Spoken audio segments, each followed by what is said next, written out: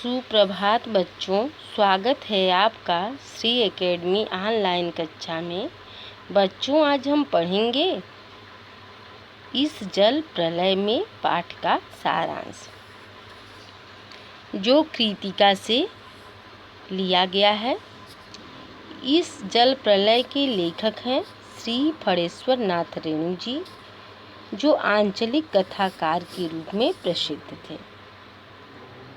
तो बच्चों, आज हम जानेंगे कि इस जल प्रलय पाठ का सारांश है क्या। इस जल प्रलय में पाठ का सारांश। इस जल प्रलय में पाठ या रिपोर्टाज इस जल प्रलय में लेखक फणेश्वर नाथ रेणु जी के द्वारा लिखित है।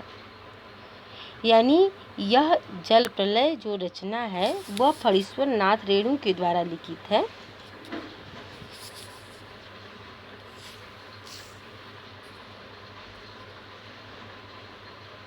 अठारह घंटे लगातार वर्षा होने के कारण सन 1967 में बिहार की राजधानी पटना और उससे सटे क्षेत्रों में भयंकर बाढ़ का संकट आ गया था। जिस त्रासदी को लेखक ने खुद भोगा था, उसी विध्वंसक स्थिति को लेखक ने इस रिपोर्टाज के माध्यम से वर्णित किया है। लेखक के अनुसार उनका गांव एक ऐसे विशाल और सपाट पर्वतीय क्षेत्र में था, जहां आसपास अन्य दिशाओं से बहने वाली नदियां जैसे कोसी, पनार, महानंदा और गंगा की बाढ़ से पीड़ित प्राणियों के समूह वहां आकर पनाह लेते थे, अर्थात वहां शरण लेकर अपना जीवन सुरक्षित रखने का प्रयास करते थे। पर्वतीय इलाकों में जन्म लेने के कारण लेखक को तैरना नहीं आता था। प्रस्तुत पाठ एक रिपोर्टाज है और इसके लेखक फणेश्वर नाथ रेणु जी हैं, जो आंचलिक कथाकार के रूप में प्रसिद्ध हैं।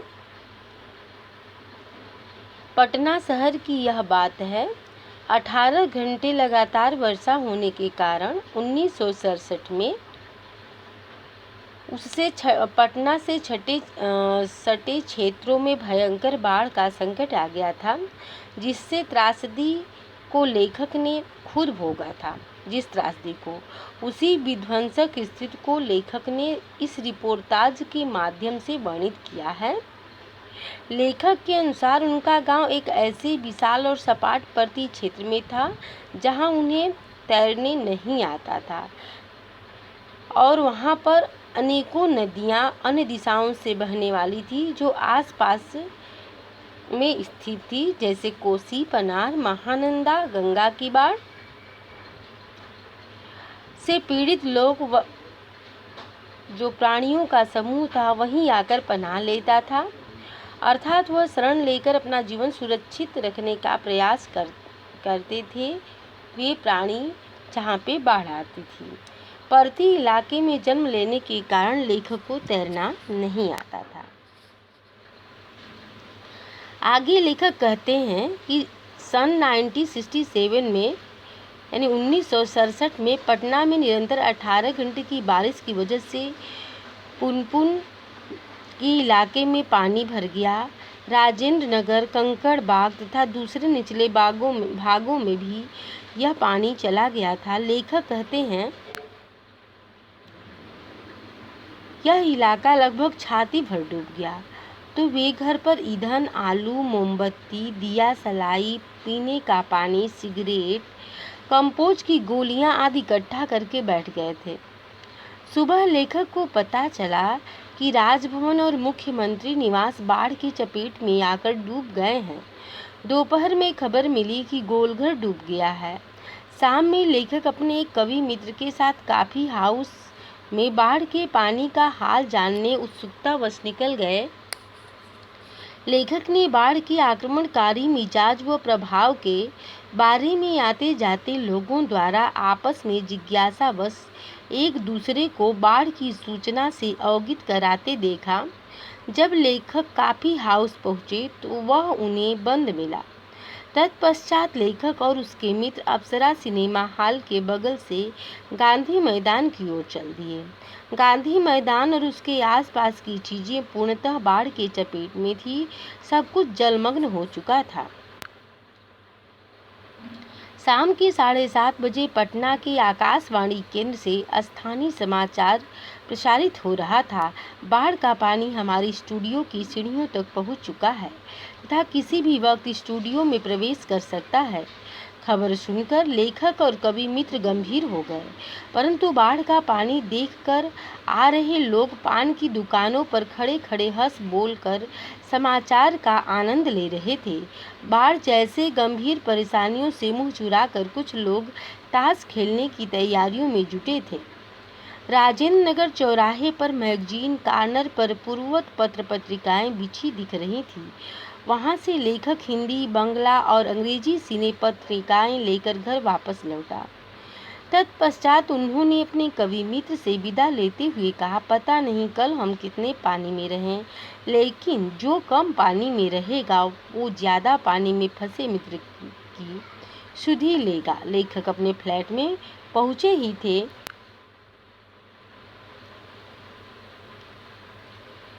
कि पानी आ गया की आवाज़ सुनाई पड़ी। लेखक कहते हैं कि रात में देर तक उनको नींद नहीं आ रही थी। वे कुछ लिखना चाहते और तभी उनकी कुछ पुरानी यादें उनके स्मृति पटल पर सक्रिय हो जाती।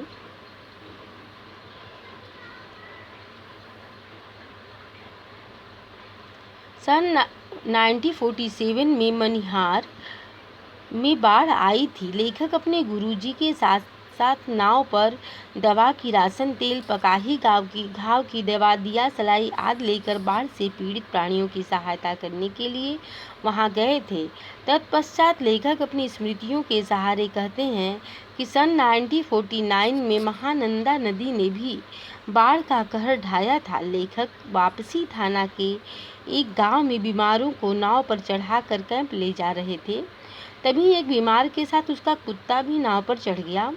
जब लेखक अपने साथियों के साथ एक टीले के समीप पहुंचे तो वहां एक ऊंची मचान बनाकर बलवाही का नाच हो रहा था। लोग मछली तलकर खा रहे थे। एक काला कलूट आगे लेखक कहते हैं कि सन 1967 ईस्वी में जब पुनपुन का पानी राजेंद्र नगर में प्रवेश कर गया था, तब कुछ सजे धजे युवक युवतियों की टोली नाव पर स्टोव, केतली, बिस्कुट आदि लेकर जल विहार करने निकले थे। नाव पर स्टोव जल रहा था, केतली चढ़ी हुई थी, बिस्कुट के पैकेट खुले थे, पास ही में ही रखा ट्रांजिस्टर पर गाना आ रहा था, हवा में उड़ता जाए मेरा लाल दुपट्टा मलमल का, हो जी। जैसे ही उनकी नाव गोलंबर पहुंची और ब्लॉकों की छतों पर खड़े लड़कों ने शरारत भरे अंदाज में उनका मजाक उड़ाना शुरू कर दिया। बाद में उन फूहड़ युवकों की सारी बदमाशी यहाँ छूमंतर हो गई। लेखक के अनुसार रात के लगभग 2:30 बज गए थे, किंतु पानी अभी तक नहीं आया था। लेखक को लगा कि शायद इंजीनियरों ने तटबंध ठीक कर दिया हो या फिर शायद कोई दैवी चमत्कार हो गया हो जिससे पानी नहीं आया। सारे फ्लैटों की रोशनी जल बुझ रही थी, सभी जग रहे थे। लेखक को अचानक अपने उन मित्रों की याद आ गई जो कल से ही Pataliputra colony, Shri Krishnapuri, Boring road आदि में भयावह जल संकट में घिरे थे। लेखक ने फिर से बिस्तर में करवट बदलते वक्त सोचा कि कुछ लिखा जाए, लेकिन वे सोचे लिखूं भी तो क्या लिखूं, इससे अच्छा है पुनः अपनी स्मृतियों को जगाया जाए। तत्पश्चात वे पुनः एक घटना को बताते हुए कहते हैं कि पिछले साल अगस्त में थाना नरपतगंज के अधीन एक गर्भवती महिला जो हमारी ओर गाय के समान टुकुर टुकुर निहार रही थी। तत्पश्चात इधर उधर की बातों की सोचते सोचते लेखक को नींद आ जाती है, यानी वो अपनी कल्पनाओं में डूबते हैं, लेकिन उनके मन में इतनी घबराहट होती है कि वह कल्पना उनके मन में आती ही नहीं। जब लोगों ने लेखक को सुबह के 5:30 बजे जगाया तो लेखक आँख मलते हुए उठे। उन्होंने देखा कि सभी जगे हुए थे और पानी मोहल्ले के अंदर घुस चुका था। हर तरफ शोर, कोलाहल, कलरव, चीख पुकार और पानी की लहरें दिखाई सुनाई पड़ रही थी। सब कुछ जलमग्न हो चुका था। चारों ओर पानी ही पानी दिखाई दे रहा था। पानी बहुत तेजी से आगे की ओर बढ़ रहा था। सामने की ईंट दीवार जल्दी जल्दी डूबती जा रही थी। बिजली का काला हिस्सा, जो खंभे थे, उसका काला हिस्सा डूब गया था। लेखक कहते हैं कि यह बाढ़ का दृश्य तो उसने बचपन में भी देखा था, परंतु इस तरह अचानक पानी का चढ़ आना उन्होंने पहली बार देखा था। आगे लेखक कहते हैं कि अच्छा हुआ जो ये बाढ़ रात में नहीं आया। देखते ही देखते गोलपर्क डूब गया। हरियाली कहीं गुम हो गई थी। जिधर दृष्टि जाती पानी ही पानी नजर आता। अर्थात यह पानी व्यक्ति को जीवन प्रदान करता है और यही पानी व्यक्ति की मृत्यु का कारण भी बन जाता है। अर्थात इस बाढ़ को यदि मनुष्य रोकना भी चाहे तो बहुत अथक प्रयत्न करके ही रोक सकता है, क्योंकि पानी को रोकना इतना आसान नहीं है। इसलिए किसी पर यदि संकट आए तो हमें उसका साथ देना चाहिए, न कि उस पर हंसना चाहिए। इससे सीख मिलती है कि जो संकट है वो कभी किसी से पूछ के नहीं आता। कभी भी किसी पर, अमीर हो चाहे गरीब हो, सब पर संकट आ ही जाता है।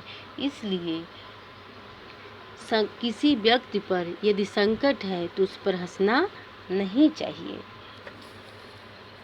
तो ये था इस पाठ का सारांश। आशा है बच्चों आप लोग समझ गए होंगे। धन्यवाद।